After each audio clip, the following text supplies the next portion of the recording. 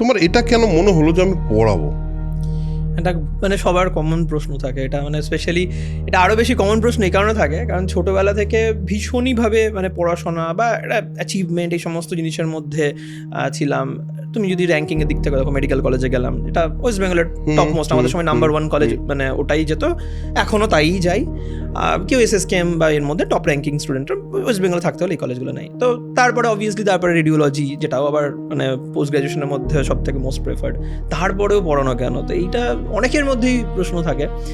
এটা দেখো, এটা একটা ইম্প্যাক্টের ব্যাপার। আমি ছোটোবেলা থেকে একটা জিনিস আমি দেখেছি, আমি জানি না মানে এটা আমার মধ্যে হয়, মানে যতক্ষণ না পর্যন্ত একটা ইম্প্যাক্ট আসছে। অনেকে বলতো, আমাকে আমার কলেজের সিনিয়ররা বলতো, তুই কিছুতেই কেন খুশি হোস না?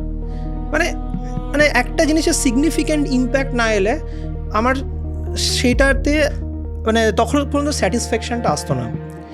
আমি ডেফিনেটলি মানে আমি ডাক্তারিতে আরও বেশি যদি প্র্যাকটিসে সময় দিতাম তাহলে সেটাও একটা ইম্প্যাক্ট, অনেক পেশেন্টের মুখে হাসি ফুটতো।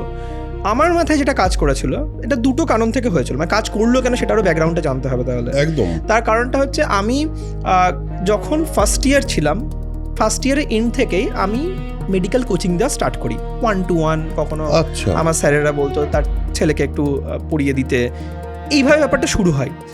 আমি অজান্তেই মানে এটার প্রতি একটা ডিভোশন চলে এলো যে ও যে আজকে ডাক্তার হলো, মানে আমি ট্রেন করলাম, ও কিন্তু আর মানে আমি যদি 100টা পেশেন্টকে লেটসে আমি বলছি 1 মাসের ট্রিট করে থাকি, আমার মাথায় মনে হলো ও তো আরও 100টা ট্রিট করবে।